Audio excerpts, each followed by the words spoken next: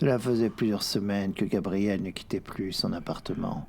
Tout avait commencé par un email inattendu, envoyé par une ancienne connaissance, dont il n'avait plus de nouvelles depuis longtemps. Le message était bref, presque anodin. Je pense que ce service est fait pour toi. Il est accompagné d'un lien et d'une invitation à rejoindre un programme de parrainage pour une application nommée Obesity. Son slogan, Mange encore, s'affichait en haut de la page, sur fond de plat alléchant.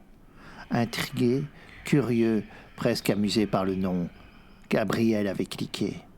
Il téléchargea l'application et passa sa première commande. Les livraisons étaient somme toute assez classiques, des plats copieux et gourmands, des pizzas, des burgers, des desserts fondants.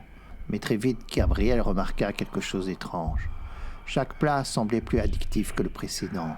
Ce n'était pas seulement le goût, c'était une alchimie subtile entre les textures, les arômes, le sel, le sucre et le gras, dosés avec une précision presque scientifique pour provoquer une décharge immédiate de dopamine. Pourtant, malgré cette stimulation intense, une anomalie persistait. La texture des aliments avait quelque chose d'artificiel, de presque caoutchouteux, parfois même légèrement fibreux. Une sensation en bouche qui aurait dû le rebuter. Et pourtant c'était tout le contraire. À chaque bouchée, une vague de plaisir étrange le submergeait, d'autant plus troublante qu'elle semblait contredire l'expérience sensorielle elle-même. Il aurait dû être écœuré, mais il se découvrait au contraire plus avide, comme si quelque chose profondément enfui en lui s'était réveillé, une faim qu'il ne soupçonnait pas et qui exigeait d'être nourrie encore. Il avait cessé de cuisiner, de sortir, de voir ses amis. Son quotidien était rythmé par les livraisons incessantes d'Obesity. Son corps changeait, son ventre gonflait, ses muscles s'engourdissaient. Sa peau semblait tendue, comme si elle luttait pour contenir quelque chose. Ses nuits étaient hantées par une voix qui murmurait sans relâche « Mange encore ». Une nuit, alors qu'il somnolait devant son écran, un bruit sourd le tira de son sommeil. Son téléphone vibrait sur la table basse.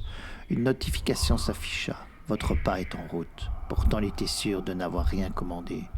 Soudain, une douleur fulgurante lui vrilla l'estomac. Il tenta de se lever, mais une odeur extrême le cloua sur le canapé.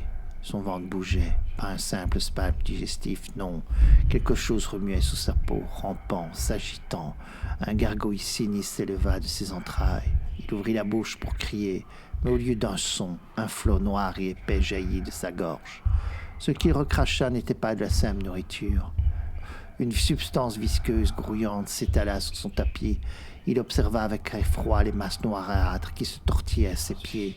C'étaient des amas de chair indistincts sur lesquels apparaissaient et disparaissaient des bouches déformées qui articulaient dans un murmure fébrile. « Mange encore !»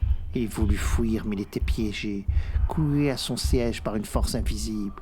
Les créatures rampèrent vers lui, s'enrôlèrent autour de ses jambes, remontèrent et s'insinuèrent sous sa peau et se mirent à dévorer sa chair.